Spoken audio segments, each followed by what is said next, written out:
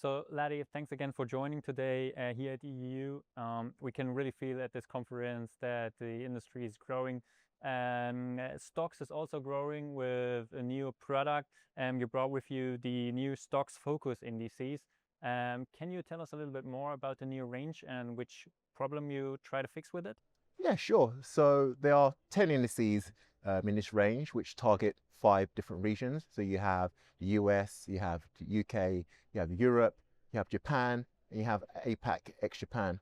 So when we think about the problem that we're trying to solve is we recognize in today's world, which is increasingly fragmented, is that looking at where a company is listed alone is not enough to be able to determine the risk and return drivers. You need to look at it from an additional lens, and that's where this geographical focus comes in, because companies, they have diverse supply chains, they generate revenues in various different regions. So it just gives you another lens in which you can view the risk and return profile of particular companies.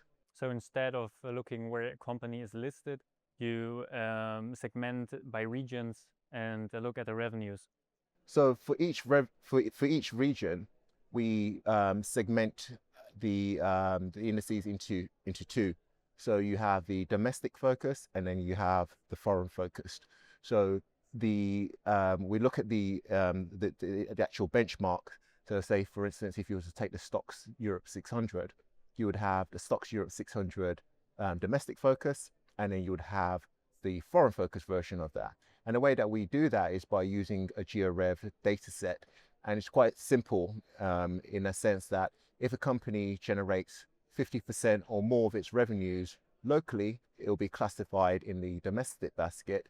And then otherwise, it will be included in the foreign.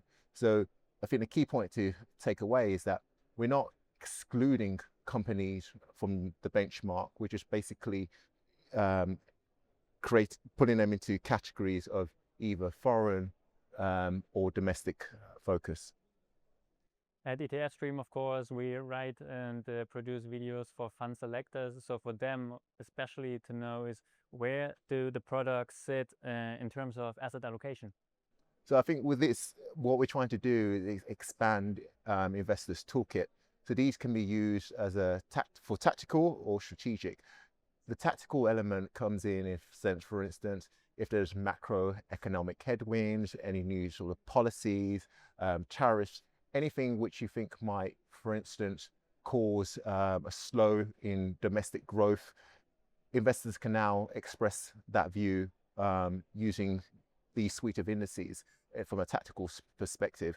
And in terms of strategic use, it gives you diversification in terms of your regional exposure. And I think the key thing to take from this suite of indices is not necessarily there to replace traditional benchmarks, which categorize companies or classifies them based upon where they list. They should be seen as a complement to them and allow investors to express their objectives in different ways using a different lens. Following up on the composition of these indices, Ladi, can you also elaborate a little bit more about the performance of the indices, especially under the current, more stranger macro events? Yeah, sure. I think it's a good idea to look at the STOXX Europe 600 as an example. So if we think back to Brexit, the growth had weakened, and as a result of that, the foreign-focused in the subset of companies actually outperformed because they were not the performance drag that came from the weaker macroeconomic environment wasn't impacting them. If we fast forward to a much more recent event, which was Liberation Day, we saw that it was actually the domestic focus basket that outperformed because companies weren't dealing with the headwinds that were coming from supply chain disruption. So that's a good example of how these are played out over in recent times. Segmenting regions by revenue exposure with the new indices from STOXX. Ladi Williams, thank you so much for joining me today, and till next time.